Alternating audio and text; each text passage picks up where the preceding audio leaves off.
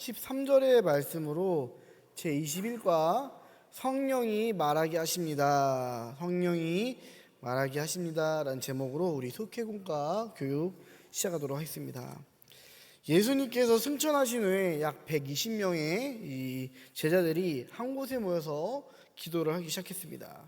그때 갑자기 하늘로부터 강한 바람 소리와 함께 성령님께서 임하셔서 그곳에 모인 모든 제자들이 성령 충만함을 받았죠. 이것은 초대교회와 복음 전파의 시작을 알리는 너무도 중요한 그런 사건이었습니다. 이러한 변화의 첫 번째 증거는 제자들이 새로운 말을 하는 것이었습니다. 그러면은 성령으로 충만해진 제자들은 무엇을 말했을까요? 첫째로 다른 언어들을 말했습니다.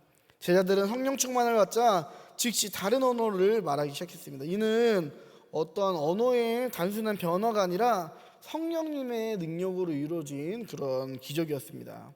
그래서 갈릴리 출신의 평범했던 사람들이 한순간에 여러 나라의 이 언어를 유창하게 구사하기 시작했습니다. 이 일은 주변 사람들을 놀라게 했고요. 그들은 자신의 나라의 이 말로 제자들이 하는 이야기들을 알아들을 수 있게 되었습니다. 이렇게 이 오순절 성령의 강림으로 이루어진 제자들의 이 방언으로 인해서 주님의 나라가 주님의 복음이 여러 나라로 전해졌습니다. 그래서 이 오순절 성령의 역사는요, 이 복음이 모든 민족과 언어를 초월하여 전파되는 그런 하나님의 나라의 이 표적임을 나타내는 것입니다.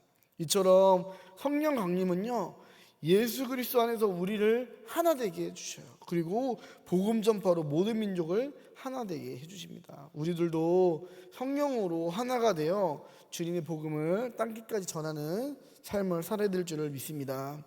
두 번째로 성령으로 충만해진 제자들은요, 하나님의 큰 일을 말하게 되었습니다. 성령으로 충만해진 제자들은요, 다른 언어로 모를 말을 단순히 내뱉은 게 아니었습니다. 그들이 말한 것은요, 하나님의 큰 일, 이 구원에 대한 선포였습니다. 그들은 단순한 어떤 언어의 이런 기적을 넘어서 하나님 나라에 대한 이 역사와 증언을 선포하기 시작했습니다. 제자들은 특별히 이 예수 그리스도를 통한 구원의 복음을 담대하게 전파했고요. 이것은 주변 사람들의 그 마음들을 움직이기 시작했습니다. 이렇게 성령님의 오심으로 말미암아 많은 사람들이 복음을 듣고 또 이것을 믿는 이런 역사가 이루어졌습니다.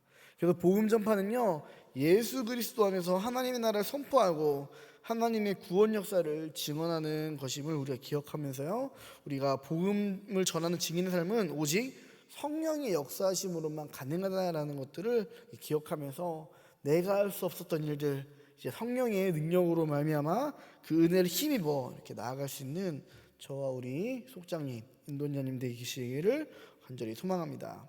세 번째로 성령으로 충만해진 제자들은요, 새 술에 취한 듯이 말하기 시작합니다. 이것은 어떤 사람들이 술에 취했다고 조롱했습니다. 그러나 취한 게 아니었죠. 이 제자들은 술에 취한 것이 아니라 성령의 능력으로 가득 찬 상황이었어요. 이것은 세상인 사람들이 봤을 때 이해가 되지 않는 그런 모습일 수도 있습니다.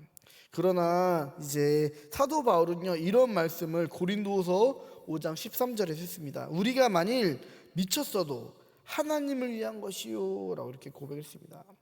믿음의 길에는요, 종종 이 하나님을 위해 미치지 않고서는 감당할 수 없는 그런 모욕과 고난이 따르기도 합니다. 때로는 자기를 부인해야 되고요, 또는 예수 그리스도를 따라가는 이 십자가의 길을 걸어야 될 때가 있어요. 이런 것들은요, 세상은 이해하지 못해요. 여러분들 지금 당장 가서 예수님 믿지 않는 사람들한테 나 매달마다 내 소득의 11조를 하나님께 낸다라고 이렇게 얘기해보세요.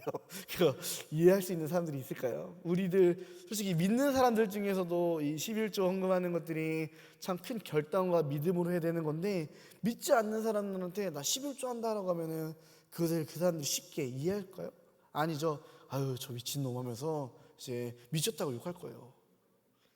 이런 것들, 세상은 이해하지 못하는 것들, 그러나 우리들은 하나님의 사랑을, 하나님의 이적을 이미 경험했기 때문에 감당할 수 있는 것들, 이런 것은요 이제 성령의 은혜가 아니면요 결코 할 수가 없는 거예요. 그래서 세상이 이해하지도 못하는 것들, 설명할 수 없는 그런 것들을 우리는 믿음으로 감당할 수가 있어야 됩니다. 이것은요 오직 성령님이 내 안에 충만해졌을 때에 우리는 그 길을 담대하게 따라갈 수 있다는 거예요. 믿음이 연약한 자, 성령 충만이 있지 않는 자는요 여전히 우리 교회 안에 가운데서도요 11조 하라고 하면은요 온전한 11조 드리지 못하고 늘 이거 가지고 이제 고민하고 갈등하는 그런 분들도 이렇게 계시기 때문이에요. 또 이제 여러 가지로 교회에서 어떠한 이제 행사나 일들을 주관할 때에 나의 귀한 시간을 내서 이 자리에 참여하는 것 자체가 사실 어떤 사람들이 봤을 때는 정말 미련한 것으로 보일 수 있다라는 것입니다. 그러나 이제 하나님의 사랑을 맛본 자, 하나님의 능력을 맛본 자들은요 이것들을 감당할 수가 있는 거죠. 이처럼 성령으로 충만한 제자들은요 서로 다른 언어로 하나님의 큰 일을 선포했었고요, 또 이제 하나님의 여러 가지 일들을 담대하게 행할 수 있었고요, 이것들은요 주변 사람들에게 봤을 때 술에 취한 듯이 미친 것처럼 보였습니다. 복음은 이처럼 말의 변화를 경험한 제자들을 통해 모든 민족들에게 전파가 되었습니다. 우리도 성령의 충만을 받아 담대히 이 세상 가운데서 주의 복음의 증인으로 살아야 될 줄을 믿습니다. 우리 묵상 질문 한번 보도록 하겠습니다. 복음을 전하면서 어떤 일을 경험했습니까? 네.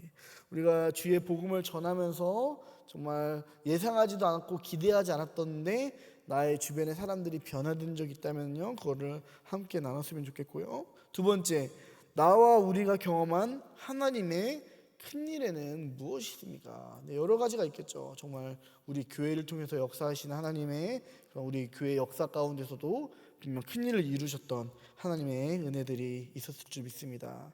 세 번째, 은혜를 받아 열정을 다해 임했던 일에는 무엇이 있습니까? 네, 지금도 이제 여러 가지 각 사정과 환경과 사업이나 또 내 몸에 어떤 연약함들이 있음에도 불구하고 내가 하나님께 은혜를 받아 담대하게 주님의 교회 일에 헌신하고 참여하고 또 열정으로 임하시는 그런 분들이 너무 많이 계십니다. 또 그런 분들이 지금 이제 많은 분들이 속장과 인도자로 이렇게 세움을 받았습니다. 우리가 더욱더 이러한 주님의 귀한 일을 위해서 더 우리들의 이러한 마음들이 식어지지 않도록 날마다 성령 충만을 간구하는 삶을 살기를 간절히 소망합니다. 우리 삶에 적용하기 보겠습니다. 믿지 않는 한 사람을 만나 내가 받은 은혜를 전하고 어떤 감동이 있었는지 서로 나누어 봅시다. 네, 참 어렵고 이제 좀 민망한 일이지만 그럼에도 믿지 않는 사람들에게 우리가 주님의 복음을 전하고 전도한 일들 가운데서 그 사람이 이제 변화되는 그런 모습들이 있으면은 함께 나눴으면 좋겠고, 또 반대로 이제 누군가에서 전도된 분들이 우리 교회도 굉장히 많잖아요. 이런 분들이 어떤 마음으로 이제 우리 교회에 발걸음을 옮기고 마음을 정하며 신앙생활을 하기로 이렇게 결정했는지 그런 이야기들도 들으면 참 좋을 것 같습니다. 우리가 그렇게 한번 살아갔으면 좋겠습니다. 기도하겠습니다.